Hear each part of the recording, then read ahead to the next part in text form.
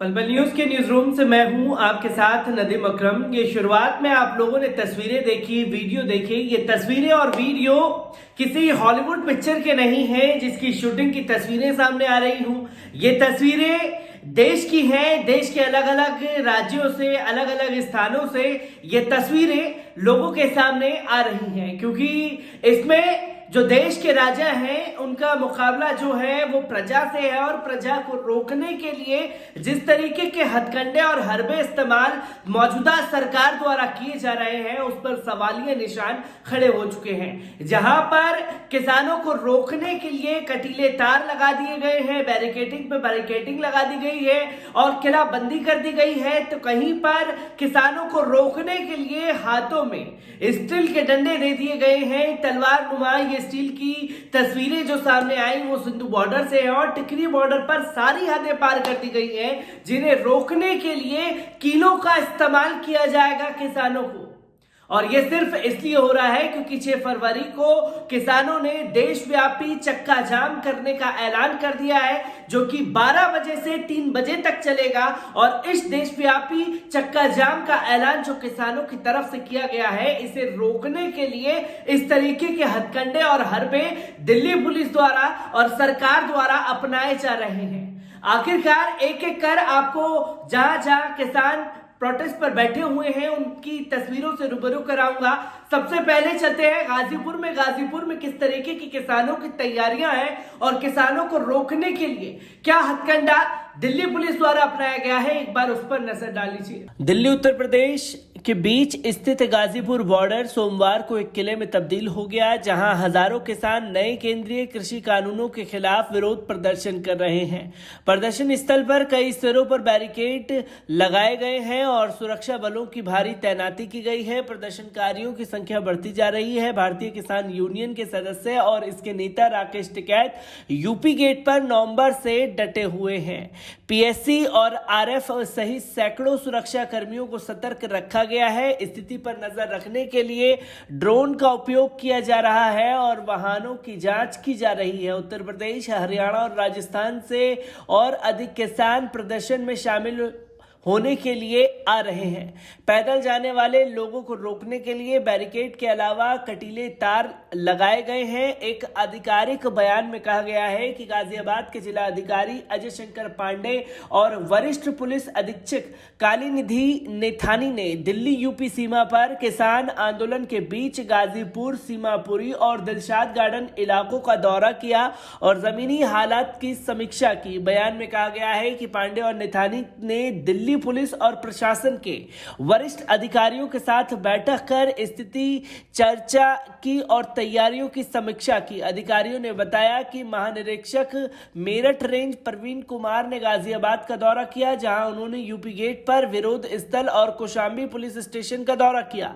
एक अधिकारी ने कहा कि आईजी ने स्थानीय पुलिस और विरोध स्थल पर तैनात पुलिस अधिकारियों को आवश्यक निर्देश जारी किए हैं। वाहनों की आवाजाही को रोकने के लिए फ्लाईओवर से सटे मार्गों पर सड़क पर भारी बैरिकेड लगाए गए हैं, कटीले तार भी लगाए गए हैं। गौरतलब है कि तीनों केंद्रीय कृषि कानूनों को निरस्त करने की मांग को लेकर पंजाब, हरियाणा और उत्तर प्रदेश के किसान 2 महीने से दिल्ली की सीमाओं पर डटे हुए हैं। तो दोस्तों, आपने गाजीपुर देख लिया और गाजीपुर के बाद जो तस्वीर सिंधु बॉर्डर से आ रही है, सिंधु बॉर्डर से आ रही तस्वीर पर भी नजर डाल लीजिए। गणतंत्र दिवस पर दिल्ली में हुई हिंसा में कई जगहों पर देखने को मिला कि पुलिस के जवानों पर तलवारों से हमला किया गया, वहीं पुलिसकर्मी अपनी लकड़ी की लाठी से जूझते नजर आए। सिंधु बॉर्डर पर प्रदर्शन के दौरान भी एक शख्स ने एसएचओ पर तलवार से हमला कर दिया था। दिल्ली पुलिस ने अब का काट निकाल लिया है।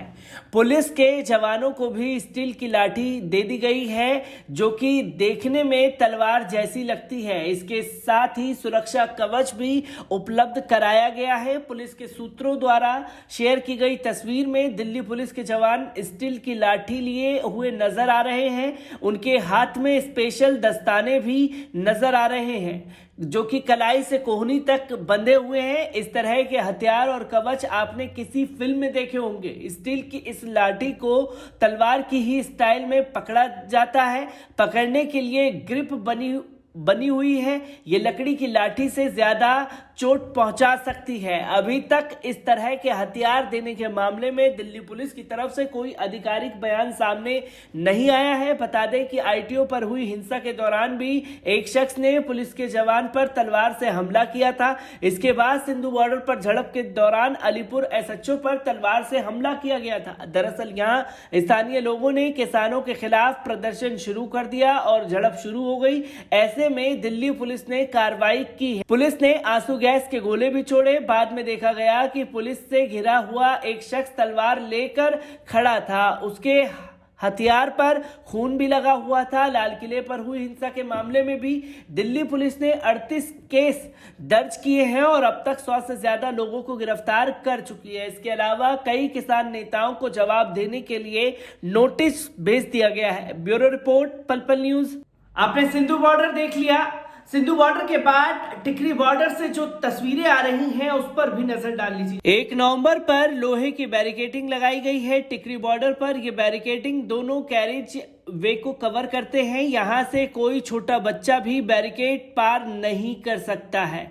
इस पर कटीले तार भी लगी हुई है। इसके बाद 2 नवंबर की बैरिकेड दीवार का नंबर आता है। ये भी लोहे की बैरिकेडिंग है। इन्हें आपस में जोड़ दिया गया है। अगर कोई एक बैरिकेड को हटाने का प्रयास करेगा तो उसे मुश्किल का सामना करना पड़ेगा। वजह दोनों बैरिकेड जुड़े होने के कारण जब पहले को खींचेंगे तो दूसरा भी साथ ही उठाना पड़ेगा। तीसरा बैरिकेड ऐसा है कि उसे ट्रैक्टर भी नहीं हटा सकते। अगर इसे ट्रैक्टर से हटाने या तोड़ने का प्रयास किया जाता है तो नुकसान ट्रैक्टर का ही होगा। वर्गाकार बैरिकेड करीब 4 फुट चौड़ा और 5.5 फुट ऊंचा है। इस ब्लॉक की खाली जगह में लोहे के सरिये डाले गए हैं। इसके बाद सीमेंट और रोड़ी का मिक्सर भर दिया गया है। अब ये बिल्कुल पत्थर हो गया है। खास बात यह है कि अगर इसे कोई क्रेन की मदद से भी हटाना चाहे तो वह संभव नहीं होगा, क्योंकि इन ब्लॉक को भी आपस में जोड़ दिया जाता है। करीब 30 मीटर लंबी ब्लॉक की चैन को एक साथ उठाना भी संभव नहीं है।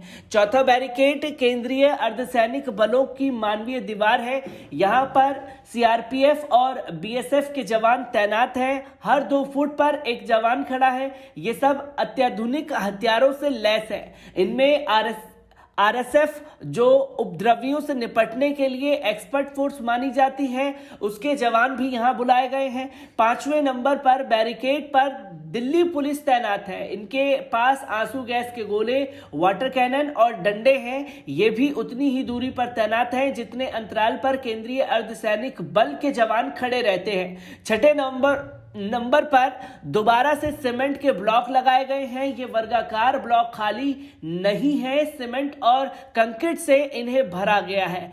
इन्हें हटाना बहुत मुश्किल है। कुछ ब्लॉक ऐसे हैं जिनमें सरिया बाहर निकाला हुआ है। यहाँ इसलिए किया गया है, कोई वाहन इन्हें टक्कर मारना चाहे तो उसी वाहन का नुकसान होगा। 7वें नंबर पर आयरन बैरिकेडिंग लगाए गए हैं। इसके साथ साथ कांटेदार फेंसिंग भी लगी है। अगर कोई व्यक्ति इन्हें लांघने का प्रयास करता है तो वह घायल हो सकता है। 8वें नंबर पर भी आयरन बैरिकेडिंग की दीवार बनाई गई है। पहले बैरिकेड की तरह इन्हें भी आपस में लिंक किया गया है, यानी 7वें नंबर पर बैरिकेड 8वें बैरिकेडिंग के साथ जोड़ा गया है। ब्यूरो रिपोर्ट, पल पल न्यूज। तो दोस्तों, आपने देखा गाजियाबाद में किस तरीके से ड्रोन लगाए गए हैं, बैरिकेडिंग पर बैरिकेडिंग लगा दी गई है ताकि किसान आगे ना बढ़ पाए। तो वहीं पुलिस फोर्स बढ़ा दी गई है, सेना के जवानों को बुला लिया गया है किसानों को रोकने के लिए। तो वहीं हमने देखा कि किस तरीके से सिंधु बॉर्डर में तलवार नुमा छड़ी दे दी गई है किसानों से निपटने के लिए दिल्ली पुलिस ऑफिसर्स को। और इसके बाद जिस तरीके की एक सेनापति के तौर पर दिल्ली पुलिस की तस्वीरें सामने आई हैं, वो भी कई सारे सवाल खड़े करती है। क्या ये देश में एक जो जंगी खाना का माहौल बना दिया है सरकार द्वारा, क्या ये जंगी खाने में इस तरीके की तस्वीर आना देश की छवि पर असर नहीं डालेगा? तो वहीं हम देख रहे हैं कि टिकरी बॉर्डर पर पूरी दीवारें खड़ी कर दी गई हैं ताकि किसान जो हरियाणा से आने वाले हैं उन्हें रोका जा सके। और इसके बाद जो तस्वीर टिकरी बॉर्डर पर उभरी है वो ये कि कीलनुमा जो जमीन तैयार की गई है, अगर ट्रैक्टर या कोई गाड़ी निकलने की कोशिश करेगी तो गाड़ी आगे नहीं बढ़ पाएगी, तो वहीं अगर कोई उसे फाड़ने की या जाने की कोशिश करेगा तो इंसान लहूलुहान तक हो जाएगा। ये तस्वीरें बहुत कुछ बयां करती है और ये देश में जिस तरीके का जंगी माहौल मौजूदा सरकार द्वारा बना दिया गया है, इस पर कई सारे सवाल खड़े हो रहे हैं। और इन्हीं सब सवालों को लेकर के मैं फिर से आप लोगों के सामने देश के तमाम हिस्सों में कहां क्या क्या हो रहा है, इस पर आप लोगों से रूबरू होता रहूंगा। दीजिए इजाजत, शुक्रिया।